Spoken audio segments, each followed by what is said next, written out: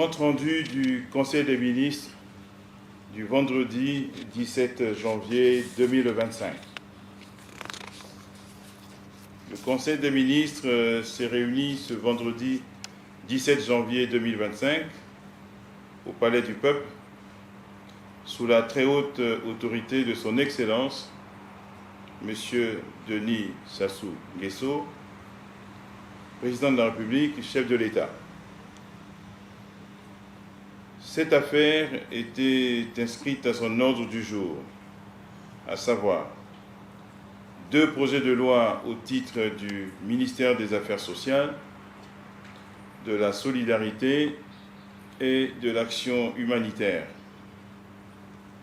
un projet de décret au titre du ministère de l'économie fluviale et des voies navigables, un projet de décret au titre du ministère de l'enseignement supérieur, 2 projets de décret au titre du ministère de la promotion de la femme, de l'intégration de la femme au développement et de l'économie informelle. Une communication du président de la République, chef de l'État, des nominations au titre du ministère de l'enseignement supérieur. Ministère des Affaires sociales, de la solidarité et de l'action humanitaire. Invité par le président de la République, chef de l'État, à prendre la parole, Madame Boukou Kimbatsa, née Irène Marie-Cécile Goma, ministre des Affaires sociales, de la solidarité et de l'action humanitaire, a soumis à l'examen des membres du Conseil des ministres 2 projets de loi. En premier lieu, a été présenté et examiné le projet de loi portant protection et promotion des droits de la personne âgée en République du Congo. Il vise à renforcer la promotion, la protection et à promouvoir les droits des personnes âgées en République du Congo, conformément à l'article 31 de la Constitution.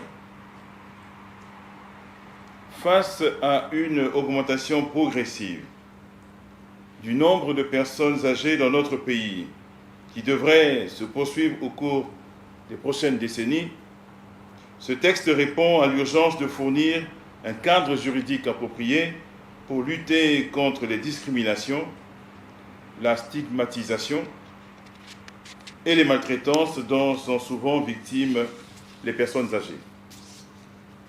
Ce projet s'aligne sur les engagements constitutionnels et les normes internationales, en s'appuyant sur les recommandations des Nations Unies et le protocole de la Charte africaine des droits de l'homme et des peuples.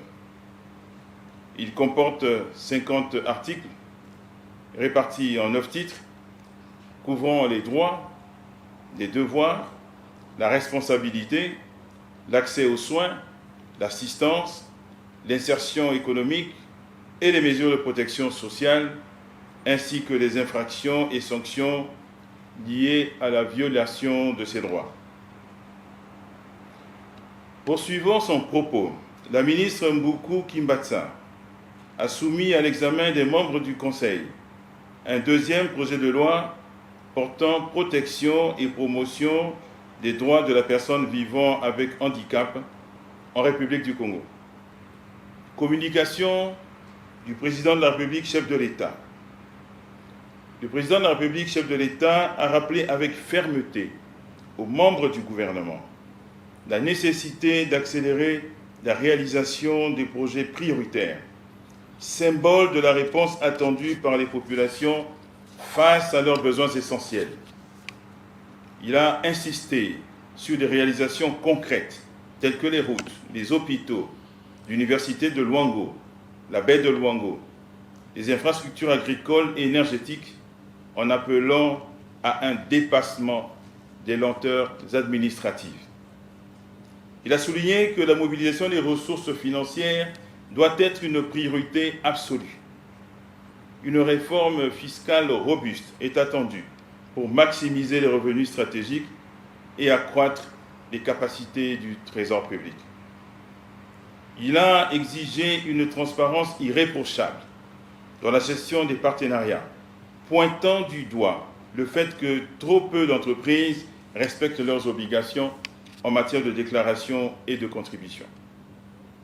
Pour terminer, le président de la République, chef de l'État, a réaffirmé que les résultats attendus doivent être visibles et tangibles. Chaque ministère est appelé à recentrer ses efforts sur des actions à fort impact avec des livrables clairs et mesurables. Les rapports d'étape devront refléter un progrès réel et non des intentions.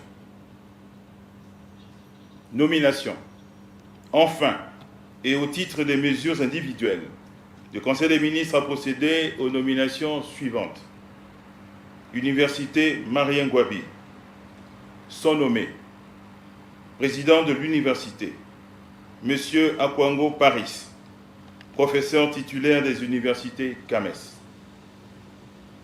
Vice-présidente, chargée des affaires académiques, Madame Berton Ofouémé Yolande, professeur titulaire des universités CAMES. Vice-président, chargé de la recherche et de la coopération, M. Lenga Arsène, professeur titulaire des universités CAMES. Secrétaire général, M. Mantier Ruffin Willy, professeur titulaire des universités CAMES. Plus rien n'étant inscrit à l'ordre du jour, le président de la République, chef de l'État, a clos la réunion et levé la séance.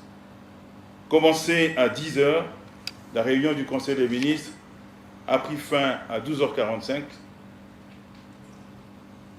Pour le ministre de la Communication et des Médias, porte-parole du gouvernement en mission, le ministre des Hydrocarbures, Bruno Jean-Richard Itoie.